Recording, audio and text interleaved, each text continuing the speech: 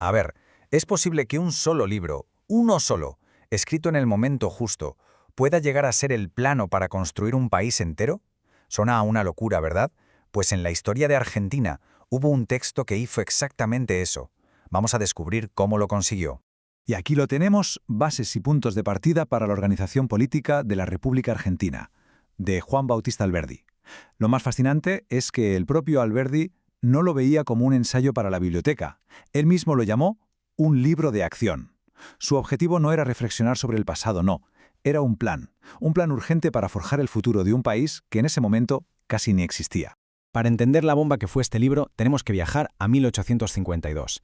Acaba de caer el dictador Juan Manuel de Rosas. Argentina, en realidad, no era un país unido. Alberdi decía que era una simple asociación tácita. Estaba totalmente fracturada, sin un gobierno claro y, lo más importante, necesitaba un rumbo con desesperación. Y aquí viene la clave del pensamiento de Alberdi. Para él, haber ganado la independencia de España era solo el primer paso, la primera mitad del trabajo. La victoria militar, como la que derrocó a Rosas, no era suficiente, para nada. El verdadero desafío, el más grande de todos, todavía estaba por delante. Entonces, ¿cuál era el verdadero problema para Alberdi? ¿Qué es lo que frenaba a Argentina? Su diagnóstico fue claro. La revolución se había quedado a medias. Pero ojo, no de la forma en que podríamos imaginarlo. Esta tabla lo ilustra a la perfección. Alberdi básicamente le da la vuelta a todo. El viejo enemigo era fácil de identificar, un poder externo, España. Pero el nuevo enemigo, el que de verdad impedía el progreso, estaba dentro. Era algo que él llamó el desierto. Vale, ¿y qué era eso del desierto? No se refería solo al paisaje de la pampa. El concepto era muchísimo más potente. Para su generación, la generación del 37, el desierto era una metáfora de todo lo que la herencia colonial había dejado. Un vacío de población, de capital, de industria y sobre todo de hábitos y costumbres modernas. Era en su mente el gran obstáculo para la civilización. Bien, si el problema era el vacío, la solución que propuso Alberdi fue radicalmente simple. Y la resumió en una de las frases más famosas de toda la historia argentina. Veamos cómo se construye esta idea. En América, gobernar es poblar. Esta es la médula de todo su proyecto. Para él, gobernar en Sudamérica tenía una misión fundamentalmente económica: llenar ese desierto. La prosperidad, la producción, el futuro, todo, absolutamente todo, dependía de traer gente y actividad.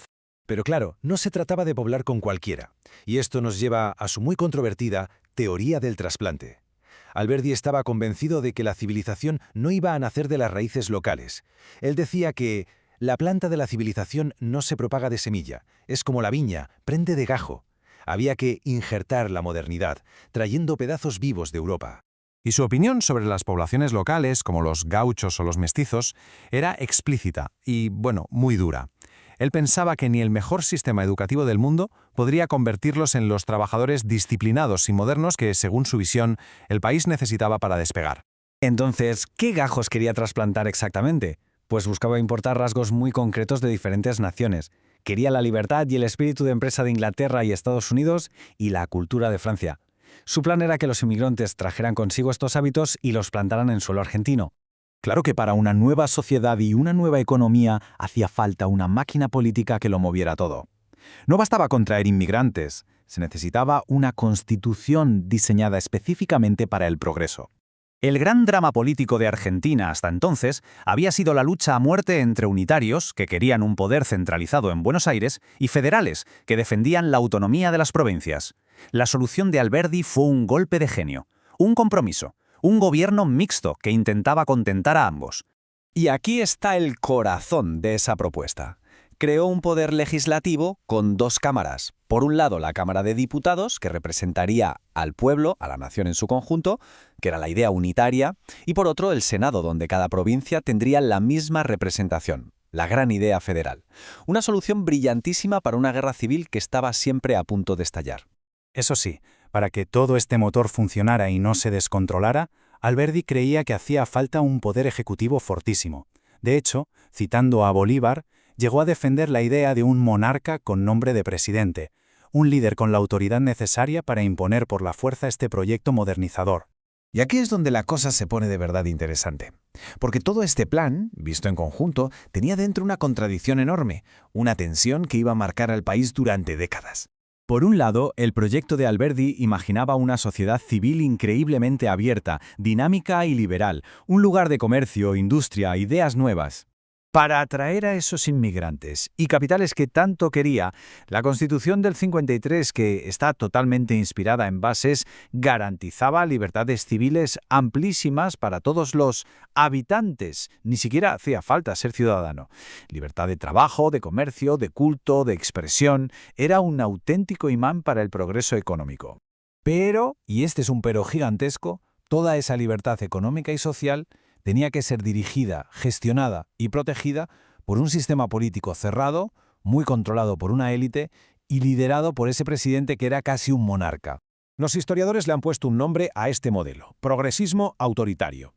La idea es sencilla: se usa un poder fuerte, centralizado, autoritario, para forzar un progreso económico liberal a toda máquina. Pero a la vez se limita la participación democrática de la gente. En resumen, libertad económica total, pero libertad política muy restringida. Y bien, ¿cuál fue el resultado de todo esto? Pues el legado de Bases es sencillamente inmenso. No fue solo un libro, es que se convirtió en el ADN de la Argentina moderna. La secuencia es directa, casi como una reacción en cadena. 1852. Se publica el libro.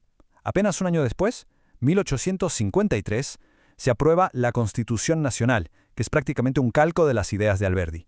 Y con ese marco legal nace el famoso modelo agroexportador que convirtió a Argentina en una potencia económica mundial a finales del siglo XIX. En definitiva, las ideas de este único libro no solo inspiraron una constitución, fueron mucho más allá. Definieron el proyecto de país y el debate político en Argentina durante casi un siglo, nada menos. Y esto nos deja con una pregunta final, una de esas que se quedan resonando. ¿Qué consecuencias tiene a largo plazo construir una nación próspera, una potencia económica, sobre una base que separa desde el principio la libertad económica de la libertad política? La respuesta sigue escribiéndose hoy en la historia de Argentina.